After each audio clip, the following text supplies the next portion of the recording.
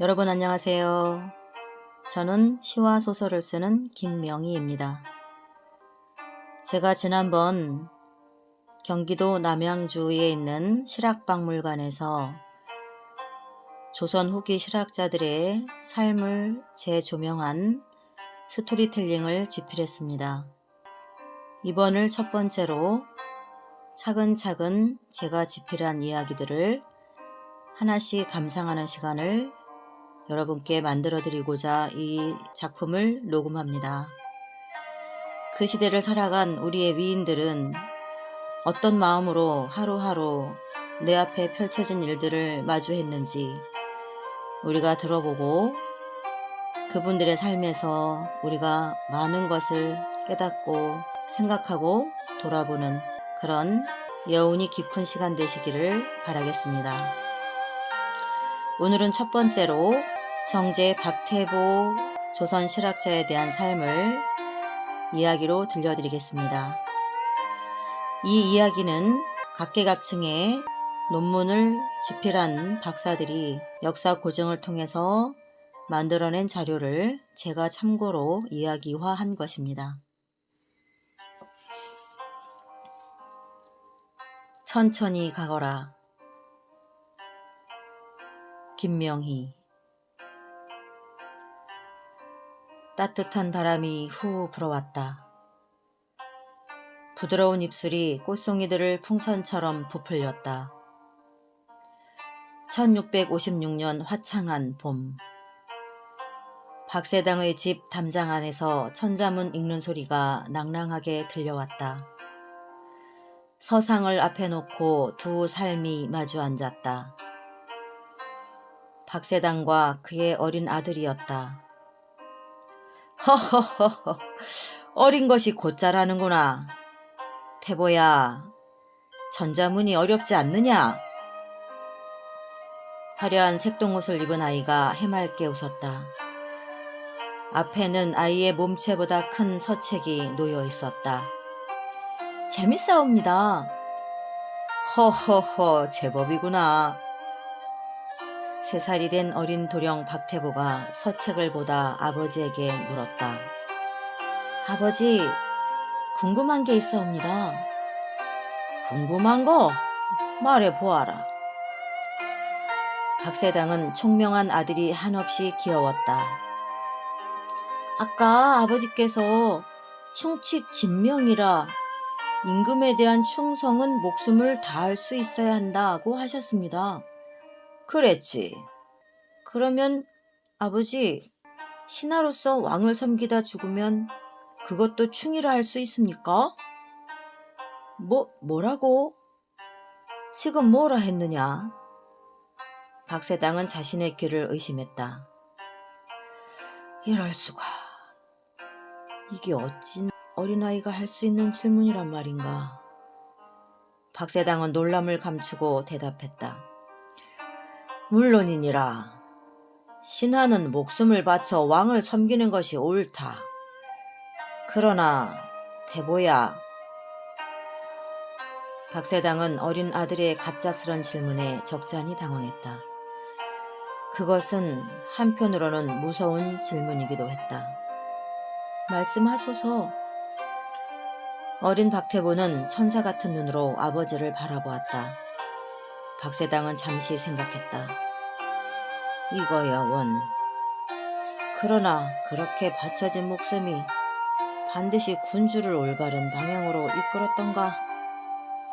도가 없는 세상에서 헛된 죽임을 당할 바에야 세상에 나아가지 않는 것도 선비의 길이 아닐까? 박세당은 침착하게 아들에게 말했다. 오늘은 여기까지 하고 내일 또 하자꾸나. 이만 물러가거라. 예, 아버지. 어린 박태보는 아버지의 답변을 기다리다 고개를 갸웃하며 물러났다. 그날 밤이었다. 박세당의 아내 남씨 부인은 곤히 잠든 아들의 이마를 쓰다듬었다. 우리 태보 어쩜 이렇게 똑똑하고 청명할까요? 박세당은 함께 기뻐할 수 없었다. 뭔지 모를 두려움이 앞섰다. 부인.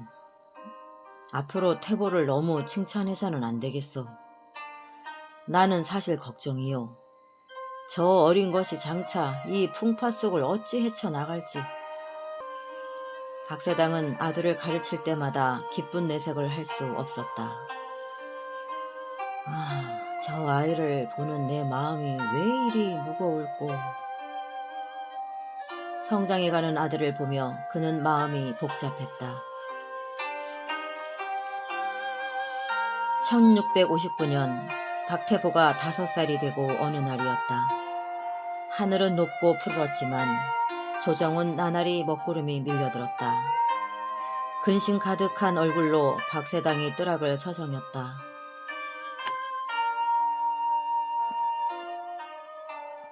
머리에 금박이 수놓인 복권을 쓰고 긴 조끼처럼 생긴 전복을 단정히 입고 마당에서 놀고 있는 한 아이. 어린 박태보는 무언가를 보며 까르르 박수쳤다. 조망만한 갓신을 신고 깡총깡총 발을 굴렀다. 천진난만한 모습은 천사처럼 해맑고 귀여웠다. 어서 가! 빨리! 더 빨리! 빨리 가란 말이야! 박세당이 사랑스러운 아들에게 다가갔다. 태보야, 무엇을 보느냐? 개미를 보옵니다. 태보는 마당에 줄지어 기어가는 개미떼를 보며 신기해했다. 고사리 같은 손으로 뒤에 처진 개미 한 마리를 집어 맨 앞에 놓아주었다. 그 모습을 본 박세당이 물었다. 개미를 왜 그리 하는 게냐? 앞에 빨리 가라고요. 빨리? 예. 태보야, 빨리 가면 뭐가 좋으냐? 더 많은 걸 볼 수 있어요. 다른 개미보다 앞에 가야 해요. 태보는 개미를 따라가며 밝게 웃었다. 박세당이 염려스러워 물었다. 태보야, 빨리 가는 것이 항상 좋은 것은 아니란다. 빨리 가면 주변을 찬찬히 살피기 어려운 경우도 있단다. 우리 눈엔 뒤에 가는 개미가 느려 보여도 저 개미는 더 많은 경치를 보며 기뻐할지도 모르지 않느냐. 뒤에서 보는 세상도 있다는 걸 알아야 한다. 태보야, 맨 앞에 가는 개미는 춥고 힘드니라. 아버지, 왜 추워요? 박세당이 맨 앞의 개미를 손가락으로 가리켰다. 여기를 보거라. 앞에 가는 개미는 거친 바람을 가장 먼저 맞느니라. 태보야, 저 개미가 말을 할 줄 안다면 너무 힘들고 춥다고 자리를 바꾸고 싶다고 할지도 모르지 않겠느냐. 아버지의 당부에도 어린 박태보는 맨 앞에 가는 개미만 응원했다. 이만 들어가자. 박세당은 아들을 품에 안고 집 안으로 들어갔다. 태보야, 너무 서두르면 중요한 것을 놓치느니라. 애비말 명심하여라. 알겠느냐? 예, 아버지. 해와 달이 떴다 지고 무수한 바람이 동서남북으로 불었다. 꽃들이 피고 지고 몇 번의 한방눈이 마당을 다녀갔다. 박태보는 10살이 되었고 갈수록 지는 것을 싫어했다. 여름이 깊어 실록이 물결치던 어느 날이었다. 정자에 나란히 앉은 부자는 벌과 나비가 춤추는 정원을 보며 담소를 나누었다. 허허허허, 태보야, 그 비석은 동쪽에 있느니라. 박세당은 점잖게 아들을 타일렀다. 아버님, 아닙니다. 충청도 직산에 있는 그 비석은 길 서쪽에 있습니다. 박태부는 총명한 얼굴로 대답했다. 허허, 내가 봤느냐? 난 이태 전에 그 앞을 지나왔느니라. 그때 부인이 꽃차를 내왔다. 박세당은 진달래차를 음미하며 미소 지었다. 부인도 웃으며 아들을 만류했다. 태보야, 허허허, 아버님 말씀이 맞으실 게다. 그만하여라. 그러자 10살 된 박태보가 서상에 바짝 다가앉더니 자신의 의견을 명확히 했다. 아버님, 어머님, 송구하오나 소자 말이 맞습니다. 소자가 일전에 행랑아범과 말 타고 외가에 다녀오다 그 앞을 지나며 봤습니다. 비석은 틀림없이 길 서쪽에 있습니다. 허허, 인석보게나. 애비 말이 맞대도 그러는구나. 그 비석은 동쪽에 있느니라. 아버님, 아니옵니다. 서쪽이옵니다. 부디 소자 말 좀 믿어주소서. 굽히지 않는 아들의 주장에 박세당의 부인이 걱정했다. 얘가 누굴 닮아 고집이 이리도 세노. 허허허, 그만해라. 아버님 말씀이 오르실 게야. 뭔가 떠오른 박태보는 벌떡 일어섰다. 아버님, 그럼 이 길로 행랑아범을 직산에 보내어 보고 오라 해주십시오. 박세당과 부인은 깜짝 놀랐다. 지금 행랑아범을 직산으로 보내란 말이냐? 박태보는 자신감 넘치는 얼굴로 고개를 끄덕였다. 예, 그것이 가장 정확할 듯하옵니다. 행랑아범이 보고 오면 간단히 해결될 것이옵니다. 부부는 아들의 완강함에 놀라 어리둥절했다. 박세당은 생각했다. 이 아이의 고집이 자랄수록 강해지는구나. 큰일이야. 박세당은 이참에 아들의 고집을 꺾어줄 필요성을 느꼈다. 오냐, 내가 정이 원한다면 확인해 보자꾸나. 여봐라, 행랑아범 있느냐? 지금 즉시 충청도 직산에 다녀오도록 해라. 아버님, 돌쇠도 함께 보내주소서. 허허, 행랑아범도 못 믿겠다는 게냐? 내 몸종이 보고 와야 믿겠다고? 좋다. 그럼 둘을 보내보자. 며칠 후 직산으로 떠났던 행랑아범과 돌쇠가 돌아왔다. 영감마님, 다녀왔습니다요. 충청도 직산에 있는 그 비석은 동쪽에 있었습니다요. 박세당이 근엄하게 말했다. 똑똑히 들었느냐? 박태보는 인정하기 힘들었다. 자신의 몸종인 돌쇠에게 물었다. 그 비석이 어디에서 있더냐? 내가 본대로 똑똑히 고하여라. 돌쇠가 대답했다. 도련님, 그 비석은 영감마님 말씀대로 동쪽에 있었습니다요. 송구합니다요. 박세당이 박태보를 엄중히 바라보았다. 때에 따라선 한 걸음 물러설 줄도 알아야 하는 법. 박태보는 행랑아범이 직산에 다녀온 후에야 고집을 꺾었다. 그의 집요함은 끝나지 않았다. 어느 초여름이었다. 박태보는 그새 15 소년이 되었다. 박세당이 외출했다가 집으로 돌아왔다.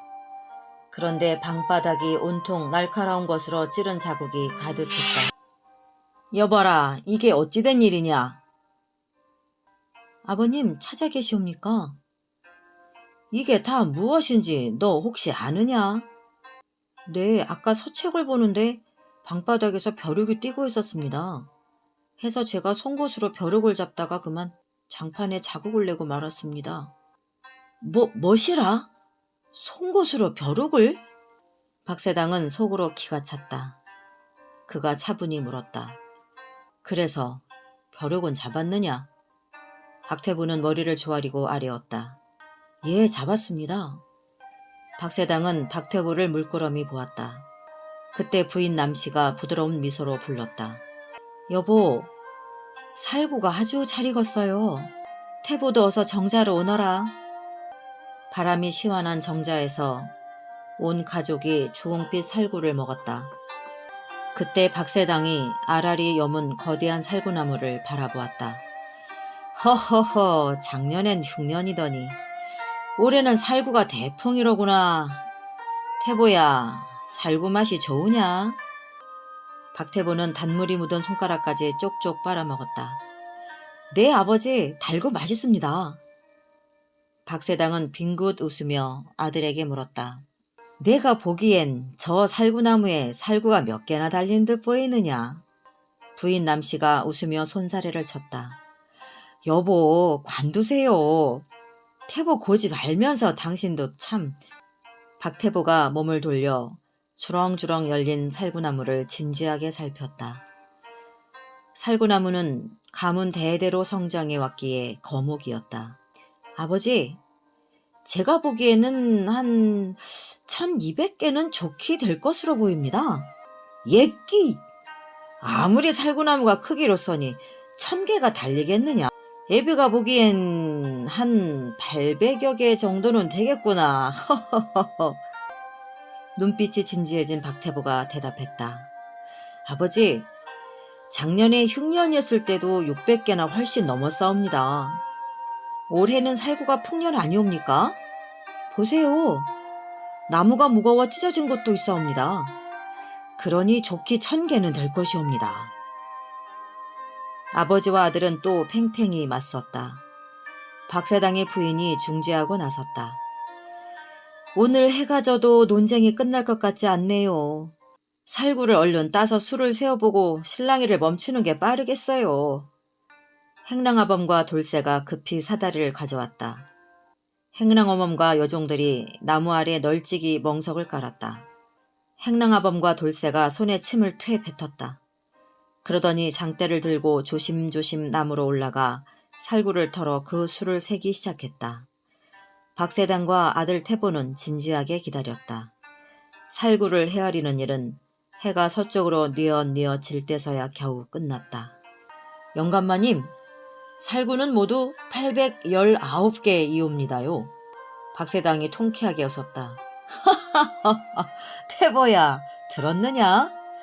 내가 맞췄다. 그러게 그리 억지로 아는 체하고 이기려 드는 것이 아니다. 다음부터는 좀 자중하여라. 알겠느냐? 박태보는 살구나무를 진중히 보더니 결심한 듯 직접 올라갔다. 박태보는 벌레 먹은 살구와 풋살구를 넉넉히 따서 아버지 앞에 보였다. 아버지, 행랑아범과 돌쇠가 장대로 턴 살구는 잘 익은 것들이 떨어진 것입니다. 벌레 먹었거나 아직 덜 익은 살구는 나뭇잎 뒤에 그대로 있습니다. 보소서, 이것도 분명 살구 아니옵니까? 그러니 제가 진 것으로 보기는 어렵지 않사옵니까? 소년이 된 박태보는 끝까지 물러서지 않았다. 자신이 틀리지 않았음을 늘 증명해 보이려 했다. 박세당이 웃음기 거친 얼굴로 생각에 잠겼다. 이 아이는 대체 굽히고 물러설 줄을 모르는 것일까? 큰일이라고. 지금이야 부모가 애정으로 감싸줄 수 있겠지만 장성하여 나란 일을 할 때는 어찌 될 것인가? 저 아이의 성정은 자신에게 화가 될 수도 있을 것이야. 장차 이 일을 어쩐다.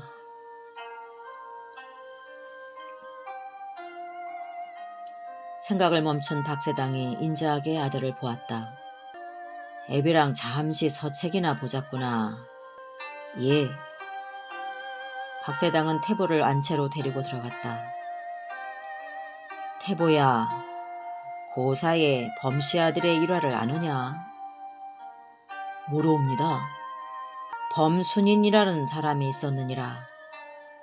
그는 북송의 명제상 범중엄의 둘째 아들이다. 범순인의 자는 요분이라. 어느 날 아버지가 아들 요부에게 고향인 고소로 가서 보리 500석을 가져오라 했느니라. 요부가 보리를 배에 싣고 돌아오던 길에 단양에서 친구 성만경을 만났다. 성만경은 몇 년 사이에 부모와 아내를 잃고 장례도 치르지 못했다. 친구의 사정을 안 요부는 보리 500석을 장례비로 쓰라고 배째로 성만경에게 주고 빈손으로 돌아왔다. 고향으로 돌아온 요부가 아버지께 성만경의 어려운 처지를 전했다. 그러자 범중엄은 그럼 왜 보리를 주지 않았느냐? 아들을 나무랐다. 그랬더니 요부가 벌써 배째로 주었습니다 라고 대답했다. 태보야, 너는 범순인의 행동을 어떻게 생각하느냐? 진지하게 듣던 박태보가 대답했다.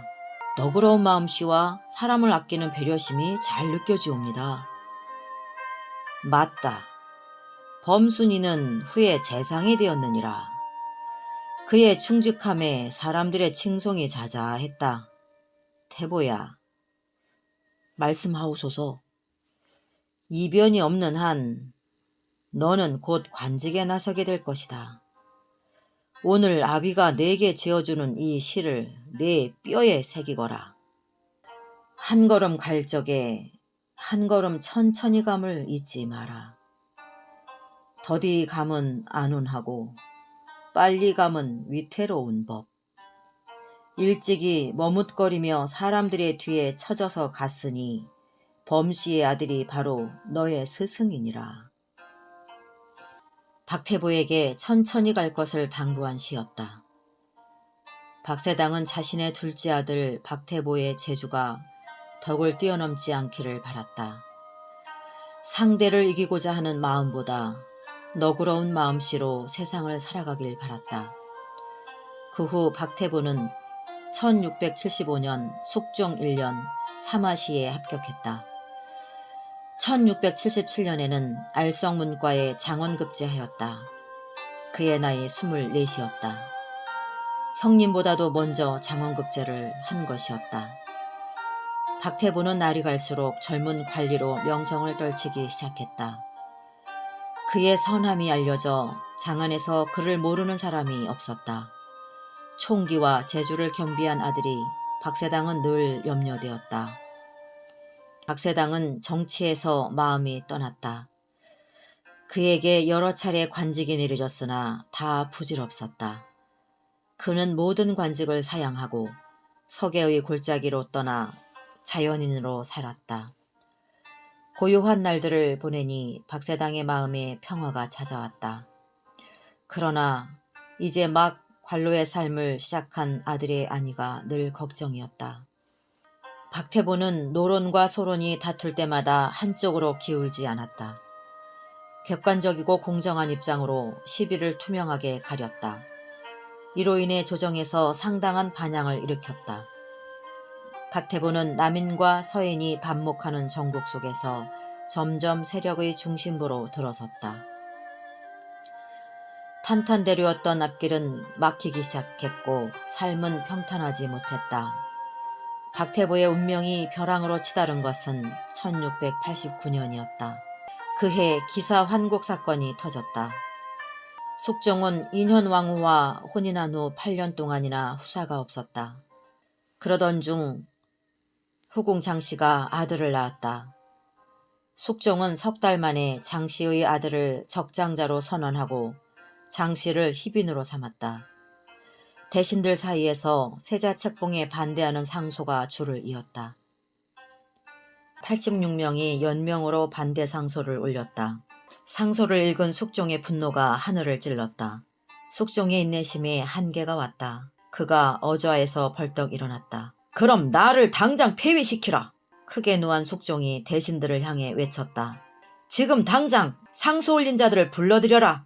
삼경 전에 인정문 앞에 형고를 준비하라. 전하, 한밤중이라 준비가 불가능하옵니다. 비가 억수같이 쏟아져도 내 직접 국문하겠다. 늦은 밤에 상소와 관련된 신하들이 모두 붙잡혀왔다. 숙종이 야심한 시각에 국문장으로 향했다. 상소에는 대표자로 오두인의 이름이 올라 있었다. 박태보는 오두인에게 자신이 작성했다 하라고 당부했다. 가장 먼저 신문을 받은 오두인이 박태보가 대표로 집필했다고 하자 박태보가 끌려나왔다. 노여움을 품은 숙종이 박태보에게 물었다. 오두인의 말이 사실이냐? 박태보는 모두 사실이라고 답했다. 숙종의 두 손이 바르르 떨렸다. 그의 눈에서 용암처럼 분노가 끓어올랐다. 당장 저 악독한 놈의 머리를 베라! 격노한 숙종의 음성이 궁궐의 어둠을 갈랐다. 박태보의 죽음을 막기 위해 신하들이 나서서 간청했다. 전하, 부디 고정하옵소서. 박태보가 젊은 치기에 저지른 잘못으로 사료되옵니다. 순간의 실수일진데 참수를 내리는 것은 지나치게 가혹하옵니다. 전하, 통촉하여 주시옵소서. 조정대신들의 간곡한 요청에 숙종이 분노를 누르며 명했다. 저자를 매우 쳐라. 형틀에 묶인 박태보가 신음을 삼키며 장을 맞았다. 그는 속으로 생각했다. 신하로서 올바로 왕을 섬기다 죽는 것이라면 이 또한 충심 아니겠는가. 박태보는 잘못을 용서해달라고 왕에게 빌지 않았다. 자신은 대의를 따른 것뿐이라고 호소했다. 박태보의 호소는 숙종을 더욱 분노하게 했다. 저놈을 매우 쳐라! 매우 치란 말이다! 장을 맞은 박태보의 몸은 살점이 너덜거렸다. 박태보는 혼미한 정신에도 간절히 말했다. 소인들이 전하께 무슨 무함을 했나이까? 전하, 어찌하여 이런 망국적인 일을 하십니까? 그의 무릎 위에 무거운 바윗돌이 얹어졌다. 무릎 밑에 깔린 사기 조각들이 살과 뼛속을 파고들었다. 밤새 몸은 뜨거운 인두에 지져졌다. 박태보는 고문을 당하면서도 상소문의 정당성을 끝까지 외쳤다. 경로한 숙종은 벌떡 일어나 외쳤다. 저놈을 더 세게 쳐라! 어서! 어느새 미명이 거치고 날이 밝아왔다. 전하, 날이 밝았사옵니다. 부디 고정하옵소서. 대신들이 만류했지만 숙종은 멈추지 않았다. 결국 박태보는 진도로 유배지가 정해졌다. 4월 26일이었다. 고문으로 만신창이가 된 박태보가 의금부 감옥에서 비틀비틀 끌려나왔다. 그 모습을 본 백성들이 가슴 아파 울었다. 간신히 정신을 가다듬은 박태보는 귀향길에 명례방 집에 잠시 들렀다. 중요한 책을 꾸리고 가마를 타고 남대문을 나섰다. 해는 이미 기울어 노을이 졌다. 남다른 기계로 의로움을 따랐다가 화를 입은 박태보가 쓸쓸히 귀향길에 올랐다. 아이고 나으리, 이게 대체 뭔 일입니까요? 아유, 하늘도 무심하시지. 이보게, 내가 그 가마 들겠소. 박태보의 모습에 가슴치던 천민과 노인들까지 자진의 가마를 들었다. 박태보는 간신히 강을 건너 노량으로 갔다. 그의 몸은 이미 죽음을 앞에 둔 상태였다. 잠시 멈추시오. 상태가 위중하오. 박태보의 상태가 나아지길 기다리며 노량에서 며칠을 보냈다. 박태보를 실은 가마가 멈춘 곳은 사육신의 사당 아래였다. 목숨 걸고 저리를 지킨 사람의 종착지로 어울리는 곳이었다. 그날은 5월 5일 아침이었다. 아들이 위중하다는 소문을 듣고 박세당이 한 걸음에 달려왔다. 태보야, 애비다. 나를 알아보겠느냐? 박세당이 죽어가는 아들의 손을 잡았다. 온몸이 찢기고 부러져 만신창이가 된 아들이 실신에 누워있었다. 더는 살아날 가망이 없는 가여운 아들. 박세당은 서서히 죽어가는 아들을 품에 안고 짐승처럼 울었다. 이놈아, 내 뼈와 살이 돌절구의 가루가 된들 오늘보다 아프겠느냐. 어찌 이 늙은 아비보다 청솔 같은 내가 먼저 가려느냐. 어찌. 박태보는 의식이 흐릿해져가는 눈으로 간신히 아버지를 올려다봤다. 아버지, 소인 이만 먼저 가겠습니다. 생과 사의 순서를 거스른 이 불효자를 부디 용서하소서. 이번 생에서 아들의 명운이 다했음을 박세당도 알았다. 그래, 이제 조용히 가거라. 네, 곧 너를 뒤따라갈 것이니 한마는 이 세상 미련두지 말고 훨훨 떠나거라.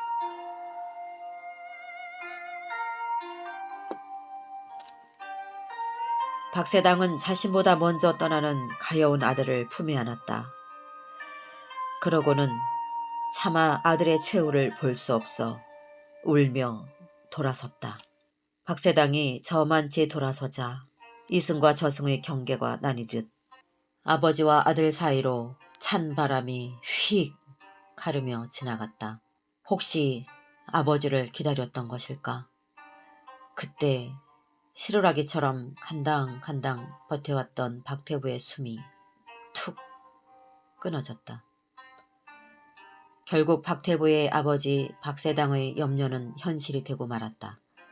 그는 두 자식을 모두 앞세운 슬픔의 아버지였다. 그 후 박세당은 다양한 관직에 제수되었지만 모두 사양했다.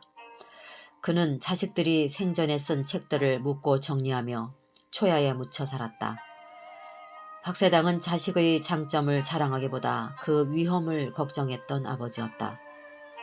박세당은 부인과 함께 하늘로 갈 날을 기다리며 초막에서 숨어 살았다.